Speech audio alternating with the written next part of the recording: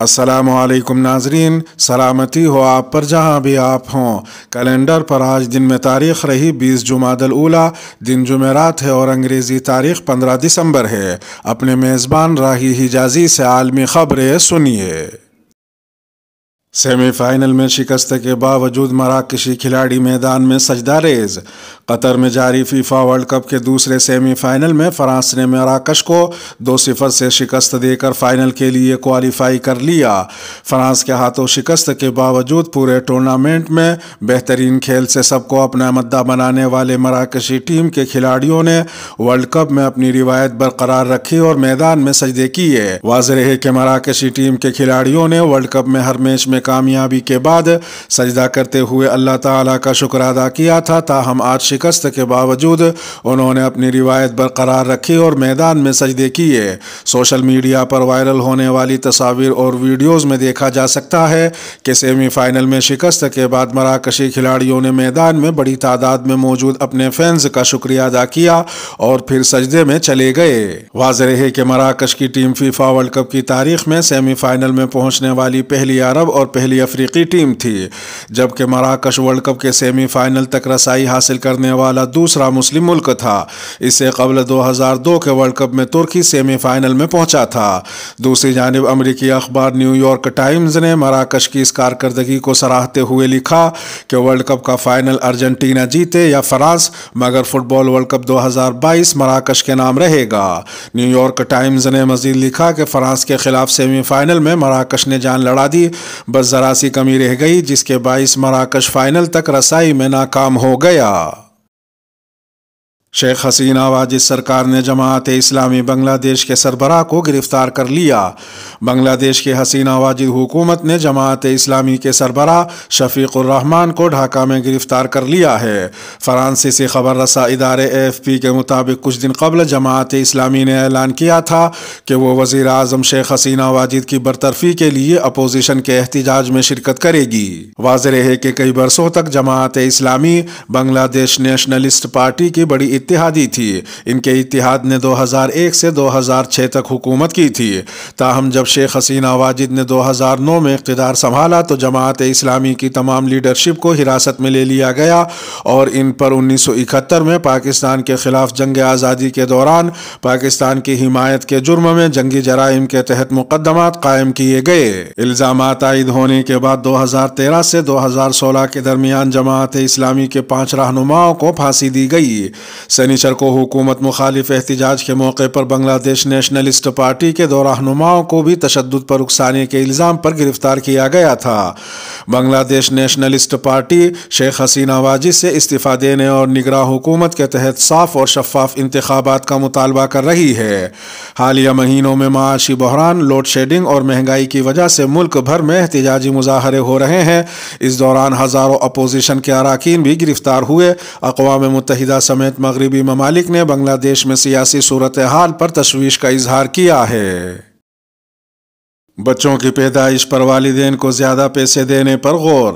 شرح پیدائش میں خطرناک حد تک کمی کے پیش نظر جاپان کی حکومت شہریوں کو زیادہ بچے پیدا کرنے کی ترغیب دینے کے لیے والدین کو امدادی رقم میں اضافے پر غور کر رہی ہے۔ واضح ہے کہ جاپان اس وقت بچے کے پیدا ہونے کے بعد نئے والدین کو پیدائش اور بچے کی دیکھ بھال کے لیے مجموعی طور پر 4,20,000 ین کی امداد کرتا ہے، مگر اب وزارت صحت و محنت اور فلاح و بہبود نے اس رقم کو 5,00,000 ین تک بڑھانے کی تجویز پیش کی ہے۔ دنیا کی تیسری سب سے بڑی معیشت والے ملک جاپان میں اس سال بچوں کی پیدائش میں ریکارڈ کمی ہوئی، جسے حکومت نے نازک صورتحال قرار دیا۔ اس سال جنوری سے ستمبر تک کل 5,99,936 بچے پیدا ہوئے، جو کہ پچھلے سال کے اعداد و شمار سے 4.9% کم ہیں۔ جاپان میں زیادہ عمر والے لوگ معیشت اور قومی سلامتی کے لیے تشویش کا باعث بن رہے ہیں۔ اگرچہ حکومت کی اب تک کی کوششیں زیادہ مؤثر ثابت نہیں ہوئی، پھر بھی نومبر کے آخر میں چیف کابینہ سیکریٹری نے مزید شادیوں اور بچے پیدا کرنے کی حوصلہ افزائی کے لیے جامع اقدامات کا وعدہ کیا ہے۔ انہوں نے کہا کہ گزشتہ سال کے مقابلے میں اس کی رفتار اور بھی سست ہے۔ میرے خیال میں یہ ایک نازک صورتحال ہے۔ जीनियाती एडिटिंग से अब सिर्फ मादा चूज़े पैदा किए जा सकेंगे। इसराइली मुहक्किकीन का कहना है कि उन्होंने जीनियाती एडिटिंग की मदद से ऐसी मुर्गियां तैयार की हैं जिनके अंडों से सिर्फ मादा मुर्गियां ही निकलेंगी। इस पेशरफ्त के बाइस उन अरबों नरों को मारे जाने से रोका जा सकेगा जिन्हें सिर्फ इसलिए मार दिया जाता है क्योंकि वो अंडे नहीं दे सकते। इस प्रोजेक्ट के चीफ साइंसदान डॉक्टर युवाल सिनामोन ने BBC न्यूज़ को बताया कि मुझे बहुत खुशी है कि हमने एक ऐसा सिस्टम बनाया है जो मेरे ख्याल में सनअत में मुकम्मल तौर पर इनकलाब बर्पा कर सकता है। उन्होंने मजीद कहा कि सबसे पहले तो मुर्गियों को इससे फ़ायदा होगा। इसके अलावा ये ऐसा मसला है जिससे इस ज़मीन पर रहने वाला हर शख्स मुतासिर होता है। वाज़ेह है कि गोल्डा हैंस कहलाने वाली इन मुर्गियों के जीन्स में ऐसी एडिटिंग की गई है जिससे उनके दिए गए अंडों में नर एम्ब्रियो की नशोनुमा नहीं होगी। जब कई घंटों तक अंडों को नीली रोशनी में रखा जाएगा तो ये DNA एक्टिव हो जाएगा। मादा मुर्गियों का एम्ब्रियो नीली रोशनी में मुतासिर नहीं होगा और मामूल के मुताबिक परवान चढ़ेगा। डॉक्टर सिनामोन कहते हैं कि मुर्गियों के अंदर या उनके दिए गए अंडों के अंदर कोई इजाफी जीनियाती मवाद नहीं होगा। उनका यह भी कहना था कि पोल्ट्री फार्म्स को वही मुर्गियां और सारिफीन को वही अंडे मिलेंगे जो आज मिलते हैं। सिर्फ एक बहुत छोटा सा फर्क पैदावार के मरहले में नीली रोशनी का होगा। ईरान में कैद बेल्जियम के इमदादी कारकुन को 28 साल कैद की सज़ा। ईरान ने बेल्जियम के एक इमदादी कारकुन ओलिवर वेन डी कास्टली को 28 साल कैद की सज़ा सुनाई है। 41 बरस के कास्टली तकरीबन 1 साल से ईरान की हिरासत में हैं। इन पर आयद इल्ज़ामात अभी तक वाज़ेह नहीं हैं। ईरानी हुक्काम ने फ़िलहाल इस पर तबसरा नहीं किया है। वाज़ेह है कि गुज़िश्ता हफ्ते बेल्जियम की अदालत ने ईरान और बेल्जियम के दरमियान एक मुआहदे को मुअत्तल कर दिया था जिसके तहत दोनों मुल्कों के माबैन कैदियों का तबादला हो सकता था। ये मुआहदा ओलिवर वेन डी कास्टली के ख़ानदान के लिए वाहिद उम्मीद थी। बेल्जियम की मीडिया के मुताबिक उन्हें ईरानी कैदी असदुल्ला असदी के बदले रिहाई मिल सकती थी। गुज़िश्ता बरस असदुल्ला असदी को बेल्जियम की अदालत ने 20 बरस कैद की सज़ा सुनाई थी। असदुल्ला असदी पर पेरिस में बम नस्ब करने का इल्ज़ाम है। उधर एक दूसरी खबर में ईरान की अदालत ने हिजाब और इस्लाम के खिलाफ एहतजाज करने के दौरान गिरफ्तार होने वाले 400 अफराद को जेल भेजने का हुक्म दिया है और उनको 10 साल तक की सज़ाएं सुनाई गई हैं। तेहरान की अदलिया के सरबरा अली अल-गासी मेहर ने समाअत के बाद फैसला सुनाते हुए कहा कि केस की समाअत के दौरान मुजाहरों में शिरकत करने वाले 160 अफराद को 5 से 10 साल तक कैद की सज़ा सुनाई गई है। इनके मुताबिक इसी तरह 80 अफराद को 2 से 5 साल तक कैद रखा जाएगा जबकि 160 अफराद 2 साल तक सज़ा काटेंगे। एक तीसरी खबर में ईरान ने हिजाब और इस्लाम मुखालिफ इन मुजाहरों की हिमायत करने पर यूरोपीय यूनियन और बरतानिया के शहरों और इदारों को ब्लैक लिस्ट कर दिया है। ईरानी वजारत खारजा ने बरतानवी और यूरोपीय मीडिया इदारों, फौजी अड्डों और मौजूदा और साबिक सियासतदानों समेत 9 इदारों और 23 अफराद पर पाबंदी आयद करने का ऐलान किया। ईरानी हुकूमत ने यूरोपीय यूनियन के रेडियो को भी ब्लैक लिस्ट करके गैर मुल्की सहाफ़ियों के खिलाफ कानूनी कार्रवाई का ऐलान किया है। तहरीक पाकिस्तान के रहनुमा अल्लामा शब्बीर अहमद उस्मानी के यौम वफ़ात पर तक़रीब। यूथ पार्लियामेंट सिंध कैबिनेट की जानिब से तहरीक पाकिस्तान के रहनुमा अल्लामा शब्बीर अहमद उस्मानी के यौम वफ़ात पर उनके आखिरी आरामगाह पर उनकी याद में खुसूसी तक़रीब का एहतिमाम किया गया। वाज़ेह है कि यूथ पार्लियामेंट सिंध कैबिनेट के तहत हर साल मशाहिर पाकिस्तान के अय्याम वफ़ात पर खुसूसी यादगारी तक़रीबात का इनेकाद किया जाता है। हर साल की तरह इस साल भी तहरीक पाकिस्तान के रहनुमा मोहम्मद अली जिन्ना के मोहतमद साथी अल्लामा शब्बीर अहमद उस्मानी की याद में इस्लामिया कॉलेज कराची के इहाते में उनके आखिरी आरामगाह पर तकरीब मुनाकिद की गई। तकरीब में यूथ पार्लियामेंट के मौलाना जुनैद आज़म, इजहार आलम, मोहम्मद इब्राहिम चित्राली समेत मुख्तलिफ सोशल मीडिया एक्टिविस्ट, उलमा और सहाफ़ी हजरात ने शिरकत की। इस तकरीब में मज़ार क़ाइद के ख़तीब और फ़ातिहा ख़ा अल्लामा शमसुद्दीन ने खुसूसी शिरकत की और अल्लामा शब्बीर अहमद उस्मानी के ईसाल सवाब के लिए फ़ातिहा ख़ानी, बुलंदी दरजात के लिए दुआ और उन्हें खिराज अक़ीदत पेश किया। वाज़ेह है कि अल्लामा शब्बीर अहमद उस्मानी देवबंद के आलिम दीन थे जिन्होंने 1940 की दहाई में तहरीक पाकिस्तान की हिमायत की थी। अल्लामा शब्बीर अहमद उस्मानी का 13 दिसंबर 1949 को 11:40 पर बरोज़ मंगल इंतकाल हुआ था। خوش قسمت سری لنکن جوڑا جو 17 سال سے حرم شریف میں مصروف خدمت ہے۔ مکہ مکرمہ میں 17 برس سے مسجد حرام کے اندر خدمت کا شرف حاصل کرنے والے سری لنکن گھرانے نے اس سعادت پر اپنی مسرت کا اظہار کیا ہے۔ شوہر اور بیوی کا یہ جوڑا حرم شریف کی خدمت میں مصروف تقریباً 12,000 کارکنان میں شامل ہے۔ اس کہانی کا آغاز 17 برس قبل ہوا تھا جب سری لنکن مسلم خاتون فاطمہ کو حرم مکی میں زائرین اور معتمرین کی خدمت کے لیے سعودی عرب جانے کا موقع ملا۔ فاطمہ نے چند برس بعد درخواست دی کہ ان کی تنہائی کو دور کرنے کے لیے ان کے شوہر اشرف کو بھی سعودی عرب آنے کی اجازت دی جائے۔ فاطمہ کے مطابق وہ حرم شریف میں قالینوں اور جائے نمازوں کے شعبے میں خدمات انجام دیتی تھی۔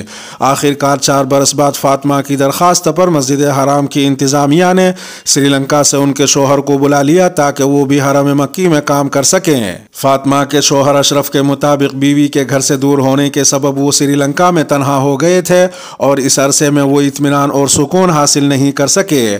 اشرف نے بتایا کہ اب وہ اور ان کی بیوی فاطمہ ایک ساتھ کام کرنے کے لیے حرم شریف آتے ہیں اور کام میں ایک دوسرے کی مدد کرتے ہیں۔ اشرف نے مزید بتایا کہ وہ اور فاطمہ ہر ہفتے عمرہ ادا کرتے ہیں۔ اشرف اور فاطمہ کے مطابق سعودی عرب آ کر ان کی زندگی مکمل طور پر تبدیل اور بہتر ہو گئی ہے۔ یوکرینی صدر نے امن بحال کرنے کے لیے 3 مراحل کی تجویز دے دی۔ یوکرین کے صدر ولادیمیر زیلنسکی نے روس کے حملے کے بعد ملک میں امن بحال کرنے کے لیے 3 مراحل کی تجویز دی ہے۔ صدر ولادیمیر زیلنسکی نے G7 گروپ کی آن لائن کانفرنس کے دوران یوکرین میں بحالی امن کا عمل تیز کرنے کے لیے یہ 3 مراحل کی تجویز پیش کی۔ صدر زیلنسکی نے کہا کہ پہلے مرحلے کا نام نیو پاور ہوگا جو یوکرین کے لیے ٹینک، راکٹ آرٹلری اور دور تک مار کرنے والے میزائل سمیت دفاعی تعاون میں اضافے کے مطالبے پر مشتمل ہے۔ یوکرینی صدر نے مزید کہا کہ دوسرے مرحلے میں یوکرین میں توانائی، معاشی اور سماجی استحکام کو یقینی بنایا جائے۔ یوکرینی صدر کے مطابق تیسرا مرحلہ نئی سفارت کاری کا ہوگا جس کے تحت ہم اپنے شہریوں اور علاقوں کو سفارت کاری کے ذریعے آزاد کرانے پر توجہ دیں گے۔ خیال رہے کہ گزشتہ کئی ماہ سے جاری روس یوکرین جنگ نے یوکرین کے ساتھ ساتھ دنیا بھر کے ترقی پذیر اور ترقی یافتہ ممالک کی معیشت کو بھی نقصان پہنچایا ہے، جہاں دہائیوں سے کبھی اتنی مہنگائی کا تصور بھی محال تھا جو آج کل دیکھی جا رہی ہے۔ امریکہ نے عراق پر چڑھائی کے لیے جھوٹے ثبوت فراہم کیے تھے۔ فرانس کی سابق خاتون وزیر دفاع مائیکل ایلٹمیری نے پولیٹیکل میموری پروگرام میں انکشاف کیا کہ عراق پر امریکہ کی فوج کشی غلط اور جعلی ثبوتوں کی بنیاد پر کی گئی تھی۔ انہوں نے مزید کہا کہ پیرس نے اس وقت امریکی قیادت کی طرف سے عراق پر حملے کے لیے پیش کردہ جواز کو مسترد کر دیا تھا۔ امریکہ نے عراق میں گندم کے گوداموں کی تصاویر کو میزائل ڈپو بنا کر پیش کیا تھا اور ہم جانتے تھے کہ یہ گندم کے گودام ہیں۔ انہوں نے کہا کہ 2002 میں ان کے امریکی ہم منصب ڈونالڈ رمزفیلڈ نے یورپی وزرائے دفاع کے ساتھ ملاقات میں امریکی سیٹلائٹ سے لی گئی تصاویر پر روشنی ڈالی۔ اس میں انہوں نے ایک عراقی شہری کو دکھایا تھا اور دعویٰ کیا تھا کہ یہ جگہ میزائل داغنے کے پلیٹ فارم کے طور پر استعمال کی جاتی ہے۔ دوسری طرف فرانسیسی وزیر دفاع نے اسی جگہ کی لی گئی تصاویر دکھائیں جس سے ظاہر ہوتا تھا کہ وہ گندم کے گودام تھے۔ فرانسیسی سابق وزیر دفاع نے مزید کہا کہ مجھے اس کی بازگشت ملاقات سے کچھ دن پہلے موصول ہوئی تھی کہ ڈونالڈ رمزفیلڈ کیا کہنے اور ہمیں کیا پیش کرنے کا ارادہ رکھتے تھے، اس لیے میں نے اپنے سیٹلائٹ کی بنیاد پر فرانسیسی فوج سے کہا کہ وہ عراق کی زیادہ سے زیادہ تصویریں لیں۔ جب رمزفیلڈ نے اس کی تصویریں دکھائیں تو میں نے فرانسیسی سیٹلائٹ سے لی گئی تصویریں نکالی جو یہ ظاہر کرتی تھی کہ اس کا تعلق گندم کے گودام سے تھا۔ انہوں نے بات جاری رکھتے ہوئے کہا کہ یہاں ہم خود مختاری کی اہمیت پر زور دیتے ہیں۔ اگر ہمارے پاس امریکی تصویروں کے علاوہ کچھ نہ ہوتا تو شاید ہم بھی امریکہ والی تشریح اختیار کر لیتے، لیکن ہم نے ایسا نہیں کیا۔ یہ فرانس کا موقف تھا کیونکہ ہم ہر کام میں امریکہ کا ساتھ نہیں دے رہے تھے۔ افغانستان میں ایک ہی دن میں 20 افراد کو کوڑوں کی سزا۔ افغانستان میں طالبان حکام کے مطابق ایک ہی دن میں زنا، چوری اور دیگر جرائم میں ملوث 20 افراد کو سرعام کوڑے مارے گئے ہیں۔ عرب نیوز کے مطابق بدھ کو جنوبی صوبے ہلمند کے گورنر کے ترجمان محمد قاسم ریاض نے کہا کہ دارالخلافہ لشکرگاہ کے اسپورٹس اسٹیڈیم میں ان افراد پر اسلامی سزائیں جاری کی گئیں۔ محمد قاسم نے مزید کہا کہ ہر فرد کو 35 سے 39 کوڑے مارے گئے۔ ان کا یہ بھی کہنا تھا کہ سزا پانے والے دیگر افراد کو ان کے جرائم کے کے مطابق قید کی سزا دی گئی۔ ادھر ایک دوسری خبر میں مقبوضہ فلسطین میں اسرائیلی فورسز نے فائرنگ کر کے ایک 16 سالہ لڑکی کو شہید کر دیا ہے۔ تفصیلات کے مطابق اسرائیلی فورسز نے مقبوضہ مغربی کنارے کے شہر جنین میں چھاپا مارا اور فلسطینی مزاحمت کاروں سے فائرنگ کے تبادلے کے دوران 16 سالہ لڑکی کو گولی کا نشانہ بنا دیا۔ فلسطینی وزیر اعظم محمد شتیہ کا کہنا ہے کہ فلسطینی لڑکی کو قتل کرنا سفاکانہ اقدام ہے جس پر اسرائیل کو جواب دینا پڑے گا۔ ایک تیسری خبر میں دبئی کے اندر پہلی کوشر یعنی یہودی سپر مارکیٹ کا باضابطہ افتتاح ہو گیا ہے۔ اس مارکیٹ میں یہودی برادری کو سہولیات مہیا کی جا رہی ہیں۔ اس کے مالک متحدہ عرب امارات کے ربی لیوی ڈچمین ہیں۔ ڈچمین نے ایک بیان میں کہا کہ یہ متحدہ عرب امارات میں ہماری یہودی برادری کی ناقابل یقین ترقی کی علامت ہے اور ہمیں ممنون احسان کرنے کی حد تک آزادی دی گئی ہے تاکہ یہ سب کچھ ممکن ہو۔ ادھر ایک چوتھی خبر میں نیوزی لینڈ نے 2025 تک ملک کو تمباکو نوشی سے پاک کرنے کی کوشش میں 14 سال اور اس سے کم عمر کے بچوں کے سگریٹ خریدنے پر قانونی طور پر پابندی عائد کرنے کے لیے ایک بل منظور کیا ہے۔ ایسوسی ایٹ وزیر صحت عائشہ ویرال کا اس قانون سازی کے بارے میں کہنا ہے کہ ہزاروں افراد طویل اور صحت مند زندگی گزاریں گے اور تمباکو نوشی کی وجہ سے ہونے والی بیماریوں جیسا کہ کینسر، دل کے دورے، فالج، اعضاء کاٹنے جیسے امراض کے علاج کی ضرورت نہ ہونے سے صحت کے نظام میں $5 ارب کی بہتری آئے گی۔ ایک پانچویں خبر میں افریقی ملک کونگو میں مسلسل بارشوں کے نتیجے میں پیدا ہونے والے سیلاب نے بڑے پیمانے پر تباہی مچا دی ہے جس میں 141 افراد ہلاک اور درجنوں زخمی ہو گئے جبکہ 10 سے زائد لاپتہ ہیں۔ سیلابی ریلا دارالحکومت کے رہائشی علاقے میں داخل ہو گیا جس نے اپنے راستے میں آنے والی ہر چیز کو تہس نہس کر کے رکھ دیا۔ زیادہ تر جانی اور مالی نقصان نشیبی علاقوں میں ہوا جہاں سیلابی ریلے سے 1000 کے قریب گھر تباہ جبکہ کئی گاؤں صفحۂ ہستی سے مٹ گئے۔ امدادی کاموں کے دوران لاشیں ملنے کا سلسلہ جاری ہے۔